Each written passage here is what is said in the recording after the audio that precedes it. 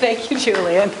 All right, so I think one of the things I think it's really important for us to do at the end of the conference is to acknowledge Julian and his remarkable effort in bringing us together. Marketa, Helena, and Julia, thank you so much for a wonderful, wonderful conference. It has been most stimulating. And so in the next 45 minutes or so, I want to ask a really hard question. Julian, do we really need a global media literacy research community? I'm telling you that this question is meaningful to me because my very first experience with the international media literacy research community was before many of you were born in the 1980s in Guelph, Canada, where people from all over the world gathered to talk about media literacy, and I found myself overwhelmed by how incomprehensible it was. I thought I knew what media literacy was until I came to that international conference, and then I realized, no, I was just more confused. There were just so many different ways to think about this work that I left feeling like, yikes, I think I know less than when I started.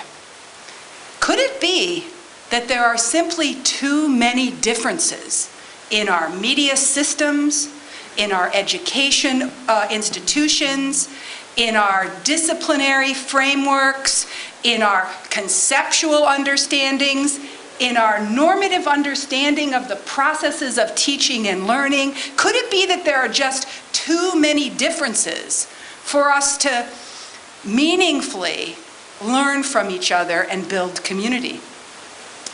It's possible. In the next 45 minutes, I want to take seriously that idea and invite us to think about what we might do to make a global media literacy research community that lets us leave feeling more connected, more empowered, and more stimulated by possibilities for our own work and our own collaboration with others. So Julian talked a little bit about the Media Education Lab. The slides that I'm using from this talk will be available on here under News and Events, so if that's useful to you. What we do, our mission is to advance the quality of digital and media literacy education through scholarship and community service, teacher workshops, programs with youth, a graduate certificate program, curriculum development, research, and advocacy and community building. So I like the role of wearing many hats because I feel like that's how I learn best as a learner. I didn't realize until Stuart's talk earlier today that I have abandoned the key concepts of media literacy. Yes, I have. Instead, I'd like to share with you my theoretical framework, which is rooted first of all, in the work of John Dewey, who told us that the institutions of education and communication are interconnected in ways that may support democracy. Theoretically, I am also driven by a focus on inquiry learning, believing that people develop intellectual curiosity by asking questions about what they experience in daily life. Theoretically, I am informed by approach to critical pedagogy that says that a cycle of awareness, analysis, and reflection enable people to take action to make society more just and equitable. Theoretically, I am influenced by medium theory, which posits that media and technology are immersive, cultural, political, and economic environments, and that media structures reshape human perception and values. And theoretically, I am aligned with an approach sometimes called active audience theory, the idea that meaning making is variable, that lived experience and social context shape practices of interpretation. I find situating ourselves theoretically to be more useful than the key concepts, in part because of the multidisciplinarity that's now becoming normative in the context of research in higher education. That being said, I guess my real passion is for the idea of expanding the concept of literacy. And I am so delighted that that has been embraced by the European community. You know, 20 years ago, nobody in Europe liked the word literacy. Nobody liked that word literacy. And there were all kinds of other reasons why we didn't want to use the word literacy, but now we recognize that literacy is a really powerful word for us to use. And that literacy includes this spiral of practices that start with speaking and listening, that's creating, right? And that move to analysis and accessing ideas and information and reflecting on their significance and their consequences and then doing something as communicators. So this 5-cycle process for me, built in the work of Paulo Freire, is really influential and it's really shaped my thinking. I think it's the heart of the simple idea behind media literacy, the simple and powerful idea that unifies us. I also think that we're really unified around the idea of expanding the concept of text, and it's thrilling to see that the mainstream literacy community has embraced our understanding that the word text means any form of symbolic expression that people use to share meaning. After all, that's what literacy is, the sharing of meaning through symbols. And so, as we expand the concept of text, we naturally get to interrogate all forms of communication and expression. Now, there's an expanding variety of approaches and terms, and in this conference, we have problematized this, right? We aren't sure what to call it. Do we call it ICT? Do we call it coding? Do we call it youth media? Do we call it digital learning? Do we call it information literacy or media literacy or internet safety? And I'll tell you what I'm thinking about now, or what I think this talk is going to try to advance. I think the expanding variety of approaches and terms that we are experiencing is a little bit like flavors of ice cream. You know, I am a chocolate ice cream eater.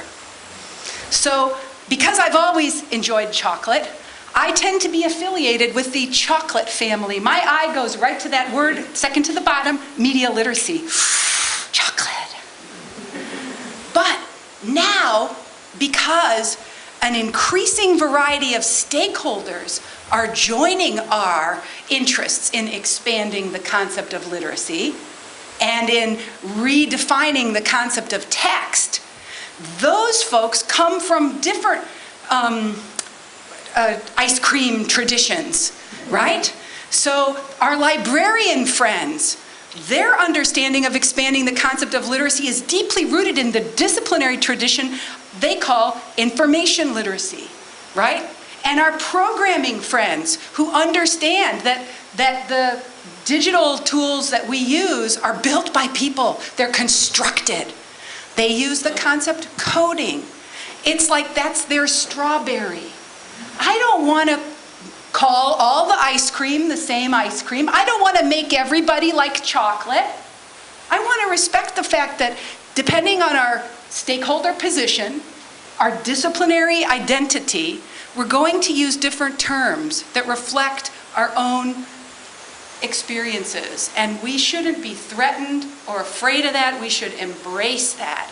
We should see that as a sign that this movement is growing, rooted in these two big ideas, that literacy is expanding and the concept of text is expanding in ways that has lots of possibility for children, young people, and all of us. So it's also the case that because there are these new stakeholders, that there are a variety of reasons why people care about this stuff. We don't all come to this enterprise passionate about exactly the same thing. In fact, it's the diversity of motivations that appeal to us that is creating some of the momentum in the field, and also potentially factionalizing or ghettoizing or fragmenting the field. And this is a danger that I want to reflect on with you. For instance, many Europeans, I would say, fall into the category of watchdogs or tastemakers. We've talked about tastemakers a lot over the last 2 days in relation to the film education tradition. Those of us who are interested in making sure that every child understands the important legacy of film as an art form, of the beauty and integrity of combining image, language, and sound in moving image media as a powerful art form, actively wanting students to appreciate culturally important media, not just in film, but in history, art, literature, sciences. That's a very important value for some people in our community. Others of us are more aligned as watchdogs, wanting students to think about the economic and political contexts of media and technology as systems that shape our lives. And so when we talk about issues of media ownership, our watchdogs want to know how do we help students understand the impact of global centralized media ownership as it affects the options and the choices we have in our media systems.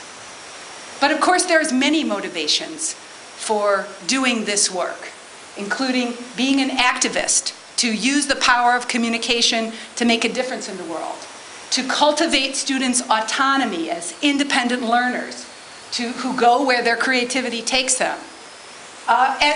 In terms of the pleasure of using technology, because digital media technology and tools engage students more deeply in authentic learning. Or, this is close to the chocolate flavor, being a demystifier. You want students to develop critical thinking skills by pulling back the curtain on how media is constructed. So with my friend Silke Graf and my colleague David Cooper-Moore, we created a digital horoscope quiz. And some of you even have received a button. Raise your hand if you have gotten one.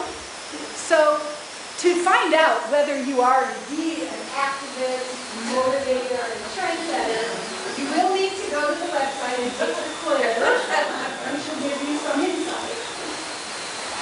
But I'm absolutely convinced that some of what we fight about, argue about, and dispute is related to the most important question that we have, which is, why are you doing this?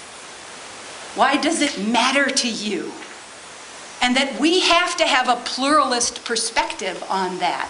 We have to embrace all the motivations that people have for doing this work. Because some of us are doing it because we really want to improve elementary and secondary education, because we think that's broken and it needs to be fixed. Some of us are here because we think we want to fix the media industry. Some of us want to make our cultures and societies more democratic. So we have lots of motives, including the spirit guide motive. There it is, as a heart. We want to promote relational depth in how we use communication to understand ourselves and the people around us. So when asking this question, do we really need a global media literacy research community? We do, because all those different motivations are needed in order for a movement to take root and grow.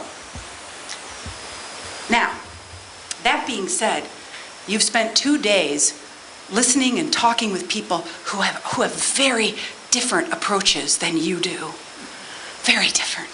So with the person sitting next to you, or in a small group of 3, I want you to discuss these 2 questions. What are some of the most important differences that you have encountered between the way you're thinking about media literacy or media education and these other crazy people? And what are some important similarities that you have encountered? Okay? Look around, find your partner. You have 5 minutes. Go.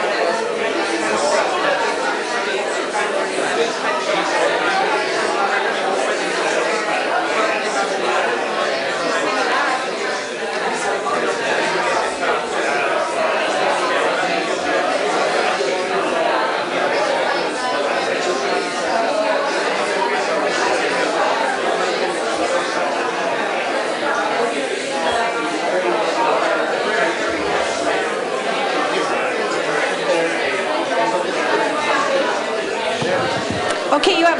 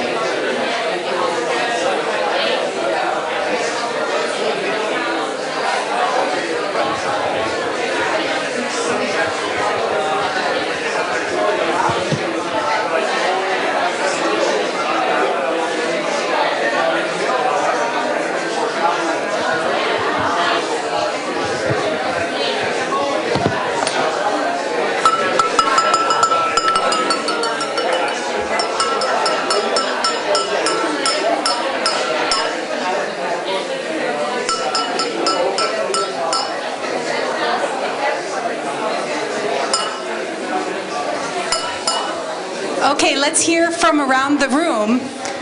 Let's start with the differences. Who would like to share one important difference that you have noticed? You're speaking very personally about one important difference that you've noticed between your practice and other work you have encountered. Who would like to begin? I must hear from three of you, so someone must raise their hand. There are some important differences in our practice, like for example. I think I would make an argument that media contains the digital rather than being distinct from the digital. It doesn't actually make sense to me that it would be. I think in that way, to imagine digital literacies as outside or somehow contesting media literacy is to misunderstand that media is always about mediums, and digital is part of that in a sense. Very nice. Thank you for sharing. Who's got a difference that has been heightened or you have increased your awareness and appreciation of as a result of being in dialogue? Okay, something that struck me listening to people from a lot of different national contexts is that because media literacy is often actually about other things, and actually because studying the media is often about studying the world around you, and the world around you, and particularly the state of democracy, varies quite a lot depending on where you are, and therefore the priorities of people varies a lot, and that's really struck me in listening to different people talking. Boy, I'm giving you the I can relate to that feeling, right? That there's lots of different cultural phenomenon about the way we do education, the way we do media, the way we do democracy that are shaping our discourse here. One more big difference that's interesting, useful, worth reflecting on as we come to our conclusion. Okay, I'm going to pick up on the big D, little d discourse stuff that emerged in a session earlier. And I'm intrigued by the big P, little p, politicizing where we are. The sense that there needs to be, and this probably follows on what you're saying to a certain extent, that why do we need a consensus, a politically shaped consensus? We can get our hands dirty, engage with students around these questions of ideology, discourse, politicization. That's great, that's really good. But do we really need to find consensus around big P? Where I'm going to maybe challenge you slightly is, and you were very clear about it, so it's absolutely, there's no hidden anything. You're talking about democracy. Now, earlier we had a panel member, I don't know if she's still here, who's from Hong Kong, and we all got righteous about this. Oh my gosh, the people of Hong Kong need liberating with democracy. Let's fly in and fix this shiz. But there's, is that our business? I'm not sure it is. So that's the core tension for me, is this big P, little p.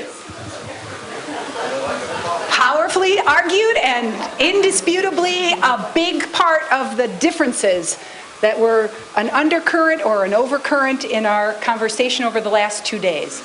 Now, it's also the case that there are some powerful similarities and senses of connection that you experienced here in this marvelous conference. Who'd like to share one similarity that you know you're walking away with going, whoa, this other is connected deeply to my own passion, my own interest, my own work? Who'd like to share an important similarity? I feel that people at least want to have some solutions. Yeah, because I've been to many other conferences all the time, and so I think we talk about problems all the time, but at least here, everybody wants to do something to make a difference, and it is what touched me, yeah. Thank you for sharing. 2 more people. What similarities were most meaningful to you as you encountered this diverse international community? I think there's a consensus that we're all committed to the idea of critical engagement, whatever that may mean, and of course there may be differences contained therein. Very good. I feel that sense of connectedness as well. For me, just all the questions around expertise, around the grown-ups having the expertise, and from my work particularly around curation and expertise was very interesting. Fantastic. So I'm hoping that in this small conversation with your colleagues, you think more you think more as you leave this conference about the differences that are challenging us and the similarities that connect us. So today what I'd like to do is talk a little bit about what I've observed at this conference that highlight the need for global innovation. Clearly, we're struggling with the shifting definitions of digital and media literacy. That's been a really important theme of this conference. And we are struggling with what to do in responding to the new forms of media industry centralization. And our stance and position in relation to that is essentially an unanswered question, I think, as we leave this conference. It's indisputable that global tensions and competition are part of the challenge we face, not just in the European community, but globally as well. And we all are encountering in our own sectors, and then when we come here, we realize, oh, everyone is experiencing the increased politicization of education, as we see that it isn't just about educators. All our societies are struggling with how we understand this incredibly important function of socializing youth through the practices of teaching and learning, which are under a lot of potential threat as new technologies emerge. We're all trying to manage this relationship between learning in and out of school, and we're still wrestling with the uneven access to both the technology tools themselves and the competencies that surround them. That being said, I want to share with you something that we got to do last year at the lab that has really influenced my thinking, and I am so grateful to all the visiting international scholars and graduate students who have spent time in the last year or two. Quite a wonderful list of folks, including your own Markéta from the Czech Republic. We were delighted to host her. But in particular, these 5 scholars we have worked together to try to do some cross-national analysis of what media literacy looks like in these 5 different contexts: Turkey, Israel, Russia, Brazil, and the United States. We asked this question: what can be learned through a cross-national comparison of media literacy in these 5 countries? And we're working on a paper now. We've presented a couple of versions of this. I'm going to give you the very short version of it and explain to you why I think some kind of approach to cross-national exploration is part of why we need a global research community like this. So here we are at the International Communication Association Conference in Seattle, where we first presented this work. I'll go through quickly as I must, but you'll get the gist. So from our Russian colleague Elizaveta Frezem, we understood that the challenges in Russia are that media literacy is conceptualized as protection against bad, i.e. Western media, that there's huge disparities in access to technology, and the national curriculum has a strong focus on the lecture tradition with a very strong focus on the teacher authority. However, opportunities exist in Russia, including an active university research community, film clubs and youth film production traditions, which have a significant history in Russia, and access to digital technology does enable global conversations between educators and students.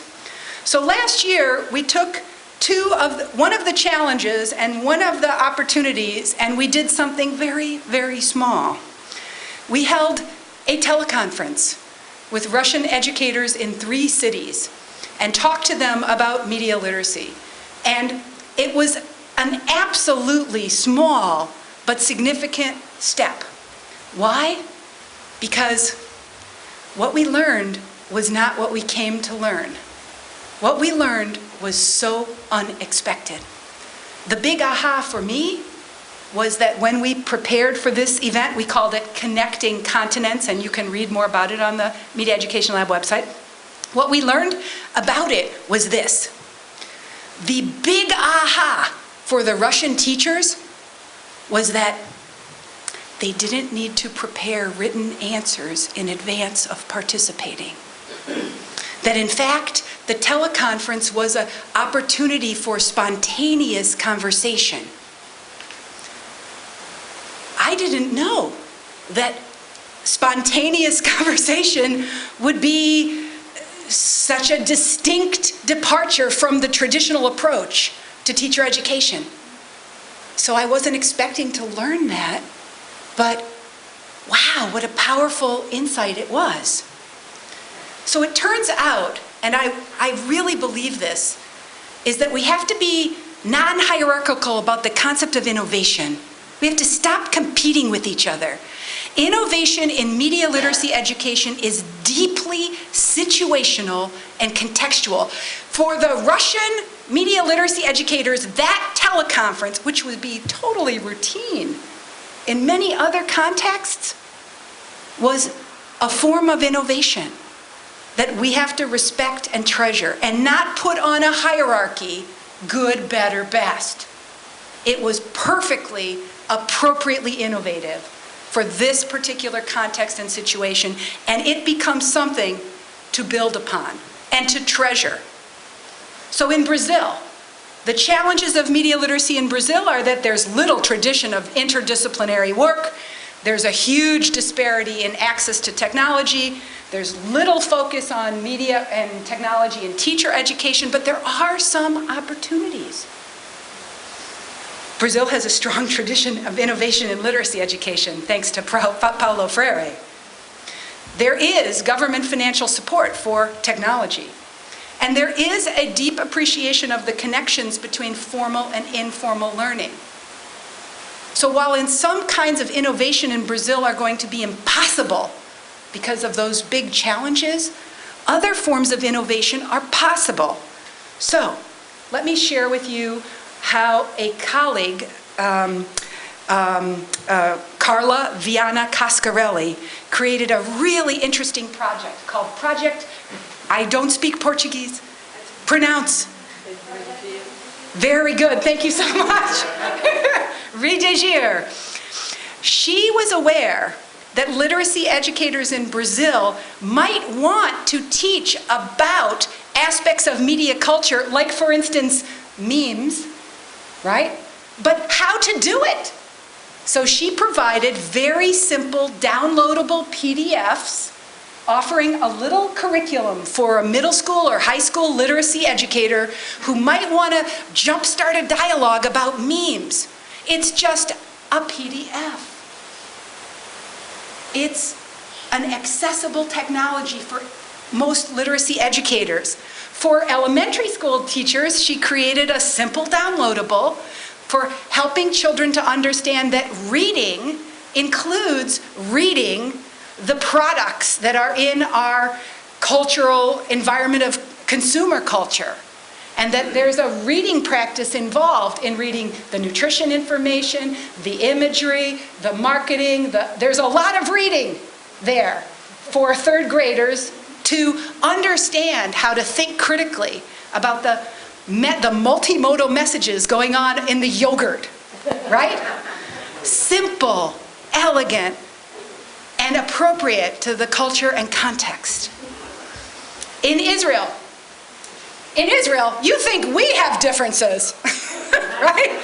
The media literacy community in Israel has got many, many differences in their sense of purpose and goal for media literacy education. Religious diversity contributes to the disparities. There's a gigantic lack of connection between the K-12 people and the researchers and the university scholars, both in education and in media studies, so there's divides all over the place. However, there are some great opportunities. Elective courses in media are normative in high schools. Media classes are, every high school has a media class. Venture capital and entrepreneurship money in ed tech is plentiful. Israel is positioning itself as a center for innovation in digital technology. And there is government financial support for innovation in the education, media, and technology sectors. And they're starting to appreciate the connections between formal and informal learning. So with a venture capital money and support from an NGO, they created this really cool project. Maybe people who live geographically right near each other, but because of religious divides, never encounter each other, maybe they could get to know each other through a combination of film and digital communication.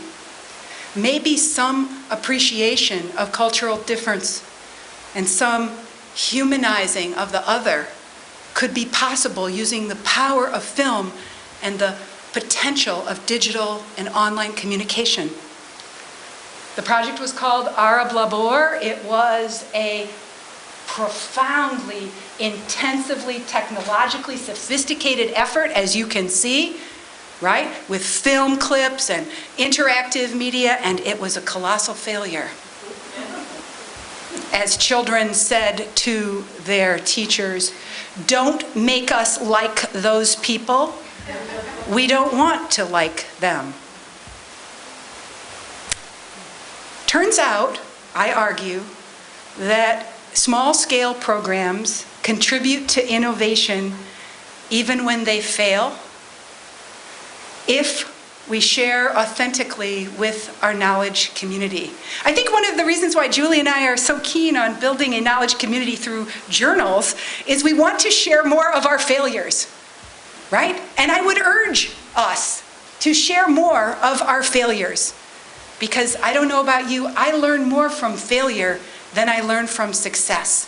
And I think the research community could be very nobly built as we start to be authentically sharing what doesn't work just as much as we share what does work. Now, in the United States, we have similar challenges and opportunities when it comes to digital and media literacy. We have divergent definitions, obviously.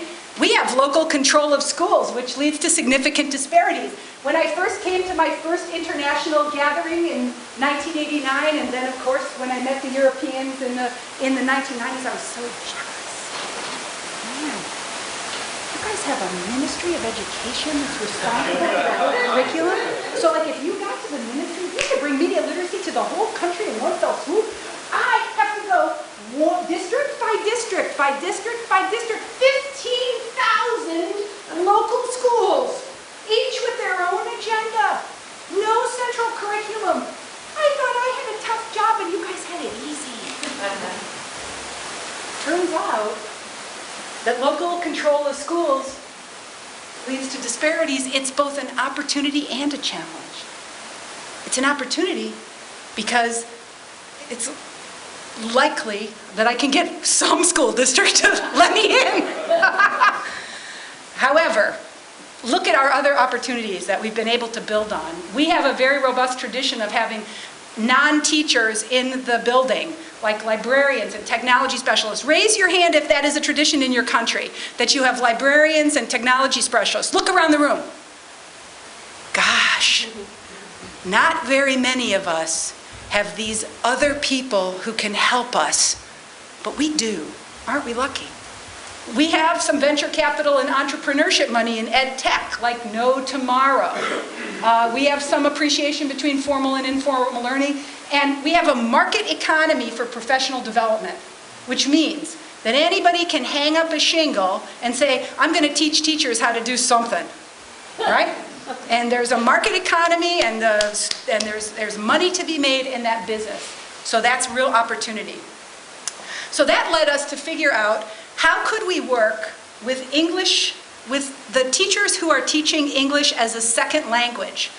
Of course, because we are a nation of immigrants, every year we have children and young people coming to the United States brand new from hundreds of different countries. They show up in our public schools, and now they must learn English and maybe chemistry and biology and literature and everything else.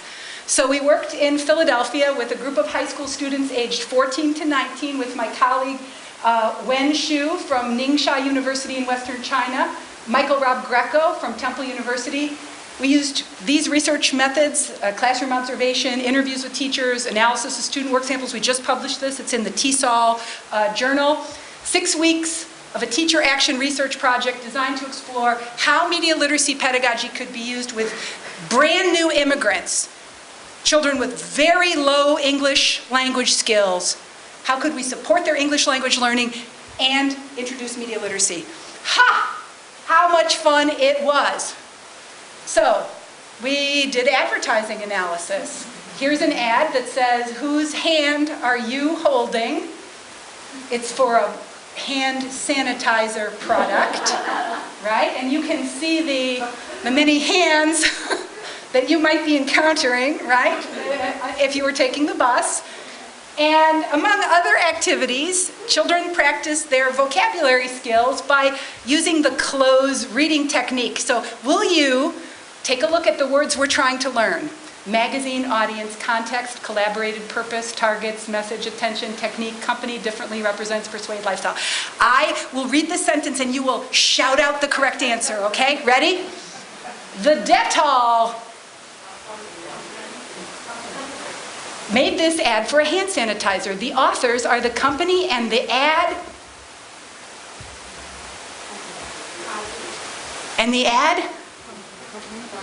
targets that they pay, and the ad,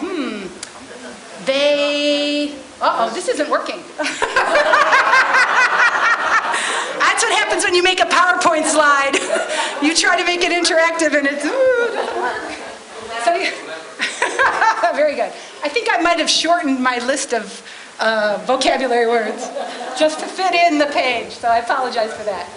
You get the concept, right? The idea is we might practice our vocabulary learning in this way. After 6 weeks, with the help of Google Translator, a very powerful tool for ESL learning, students were able to select their own ad. In this case, it was an insurance company ad, and able to analyze the authors and audiences, the messages and meanings, and the representation and reality. So under representation and reality ad, Nan writes, the students every day take the bus, so they don't need this message. So high school students are not the target audience of a car insurance ad. The company help us to save how much money we could enjoy a multi-policy discount when you insure more than one type of vehicle. Okay, it's a sentence, it has a subject and it's a verb, and she's wrapping her head around what the meaning of this ad is about. And for a brand new English language learner, it's pretty impressive. They also got a chance to use a wiki and participate in creating something that lives online. All right, next up, my time is short, Turkey. Challenges and opportunities in Turkey. The national curriculum is teacher-centered, lecture-driven. There's a big disconnect between the research and the K-12 community. There's no tradition of continuing education for teachers. There's a substantial divide between the center and the periphery in terms of access to resources. And of course, there's not enough digital Turkish content, right? However, there's a lot of opportunities. There's a gigantic youth culture. Most teachers in Turkey are under age 30, right? So youth culture is really important, and a young teaching faculty is a real opportunity. There's a gigantic growth of private schools, and that creates some pressure for innovation.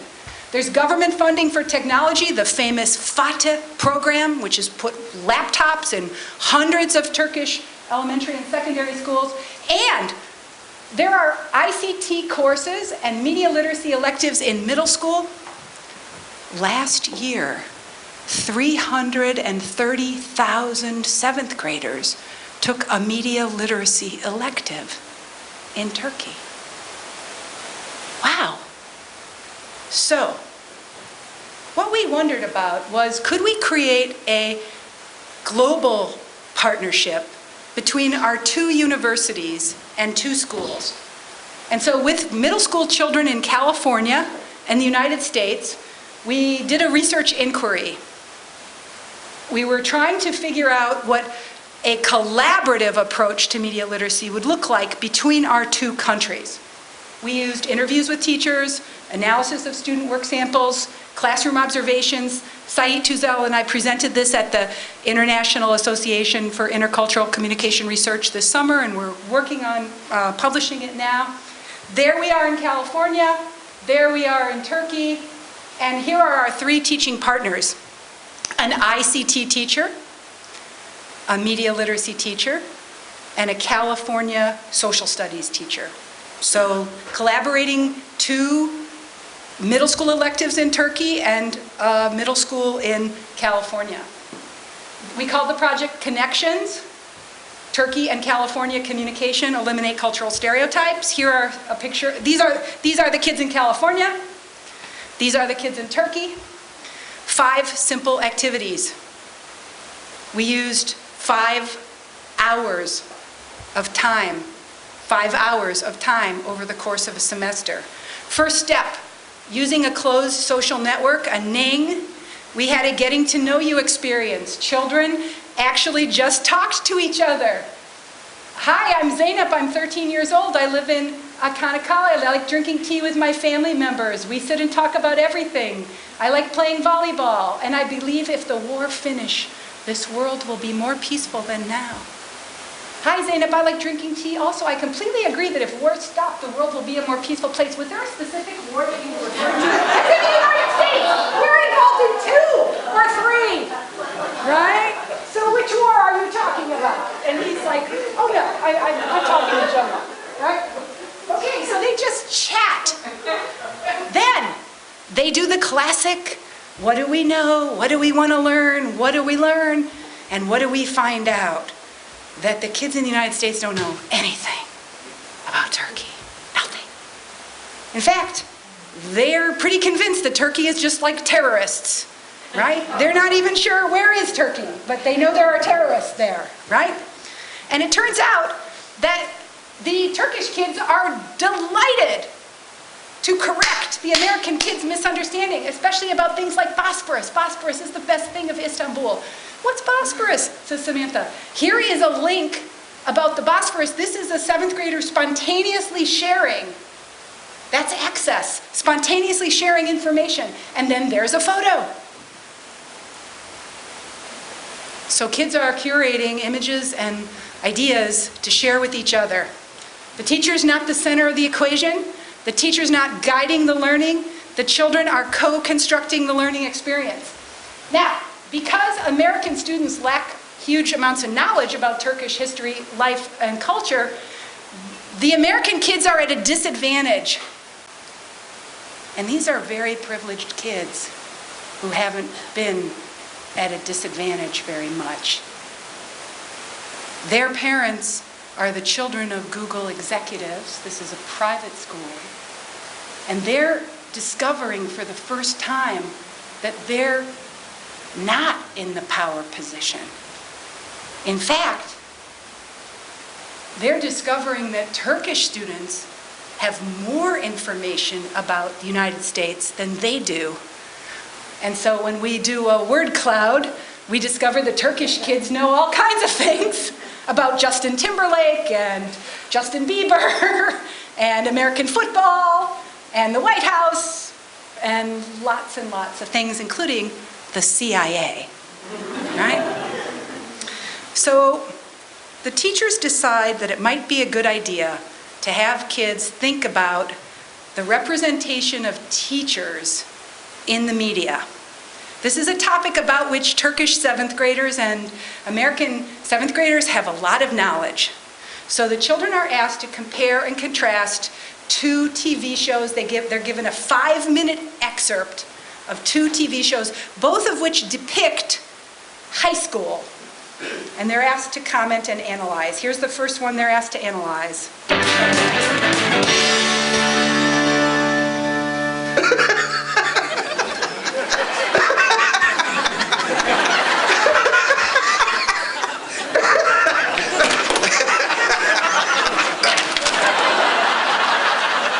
She is right outside. Yes, good. Let's have a little talk with her. Carly, get in here right now. Have a seat. So, I understand you put some flyers up all over the school. Yes, I did. Punk! Miss Briggs! I'm coming. Carly, this flyer.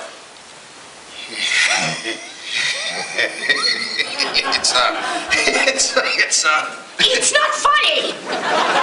Why would you photo dock my head onto the body of a rhinoceros? Oh, Rhinoceros? Oh, no. She made you a hippopotamus. No, she's a rhinoceros. A hippo has fatter thighs and a wider snout. I thought the rhinos had fat guys. No, put the picture of the two of them together. Is it? Really tell. What does it matter? Okay, you got it? What we have here is a representation of how a school is handling the issue of a kind of cyberbullying, where the student has put up an offensive photo and now is experiencing some consequences. And you can see how humorously this incident of cyberbullying is represented in the media. So now we see an example from a Turkish show featuring high school students.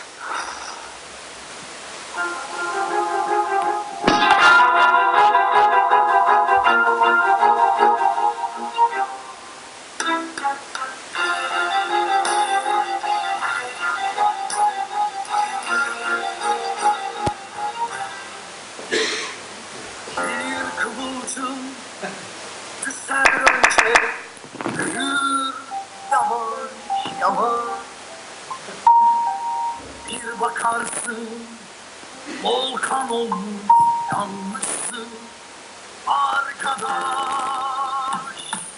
olamaz dostluğunu ne ana ne kardeş bu en güzel bu en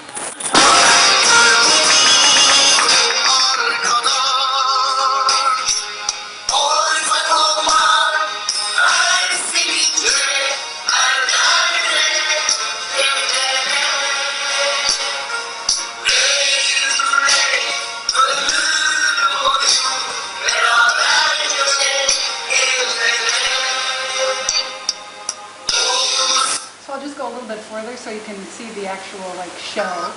That's the opening.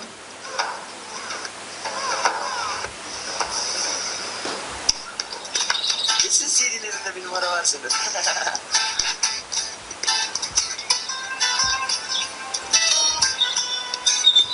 Günaydın Millet. Vay be, ne haber? Günaydın. Ne haber reis? Nasıl olacak oğlum? Adam dün diğer tarafı görüp geri geldi. Doğru konuş lan ampul. Sabah sabah almayın saçı.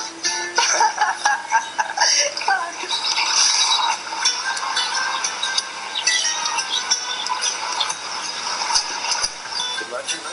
Siviller herhalde. Bugün okul önünden ikinci geçişleri. Asayiş Berkemal abicim. Oktay? Çok şükür iyisin ya. Dün gece seni aradım. Niye açmadın telefonunu?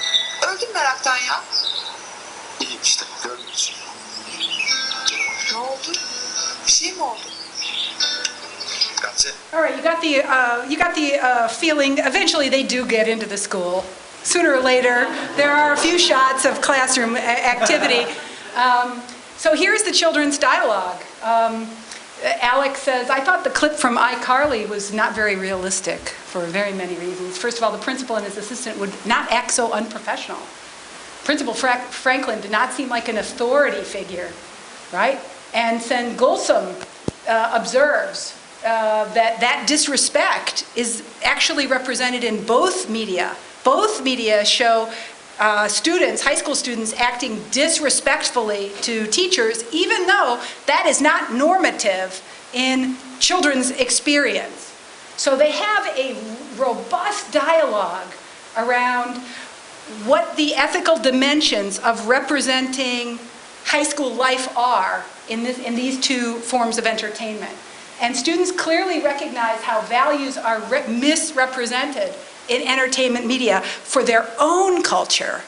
But they have no choice but to see the foreign example as accurate. So there is this powerful aha as the kids realize, oh, there's misrepresentation going on of sorts in both forms. So because of this experiment, I am absolutely convinced at this dimension of media literacy that obviously seems important to people in this room, the idea that issues of representation and focus on popular culture activate critical thinking about personal and social identity in relation to culture and values. And for children, that is a big aha. It's a very meaningful experience. Kids perceived it to be very meaningful. When we moved on to talk about current events, it was when the Ukraine was dealing with the crisis in their change of government. The kids had a lot of questions, right? They concluded this activity by exchanging videos about daily life, as the California kids made a 5-minute video, here's the way we really live, and the Turkish kids made a 5-minute video, here's the way we really live. We were asking the question, what can students learn in different countries around the world, learn from each other using online multimedia communication? Of course, a lot of feeling of social and emotional connectedness as embodied by Omur. I love American people because they are sincere.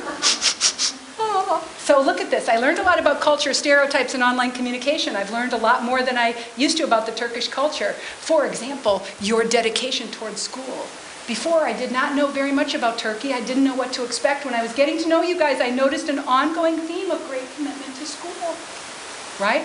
Then we investigated stereotypes, right? And so both groups of children had a lot of insight in getting a chance to encounter media stereotypes about school and confront them.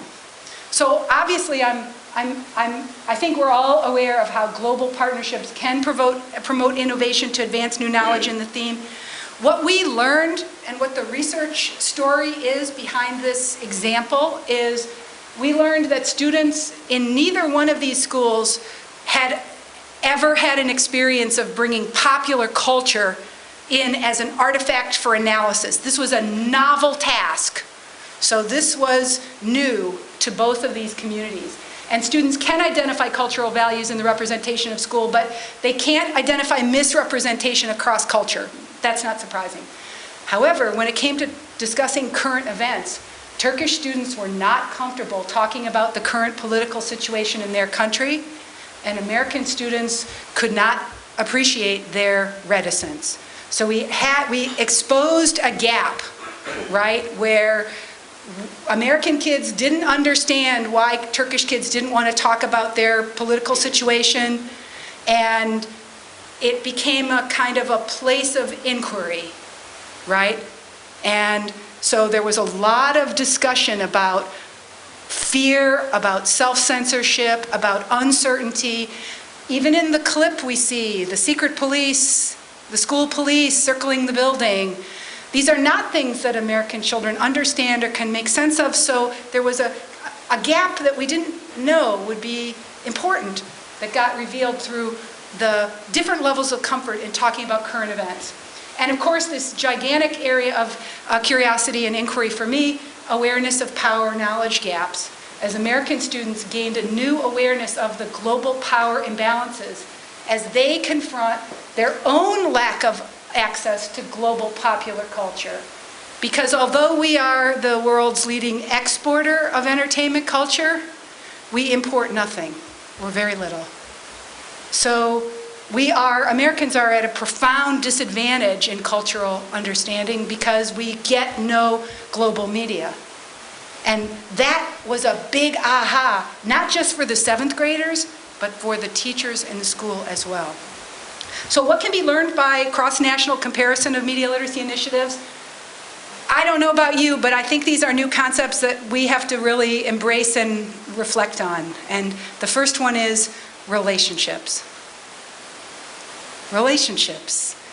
Relationships need to be part of our media literacy dialogue, right? Because through personal relationships develops the trust and respect that is required for us to have authentic sharing. And collaboration requires taking risks. And so can we, if we have trusting relationships, can we take risks to discover new approaches to collaboration? And can we bring the values word back into our community? I hope so. Because through media literacy education, it's possible to appreciate opportunities and challenges around how values is part of our media systems, our education system, and our own motivation to do this work.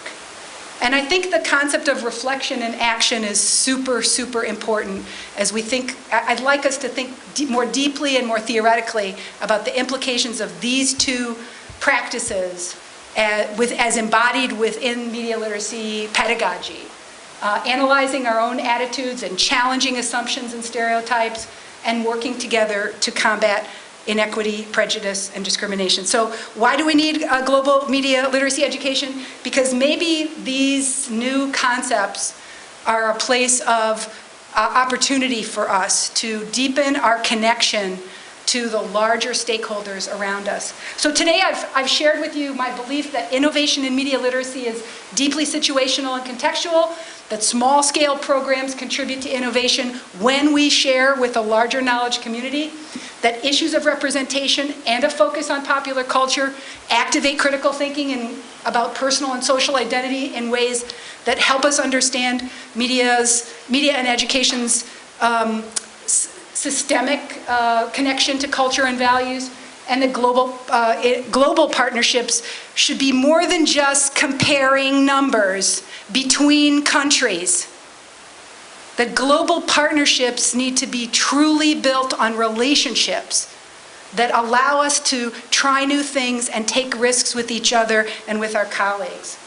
So that's only going to happen if we embrace these new approaches and these new stakeholders, if we recognize that the practices that I just described to you are blurry as all hell.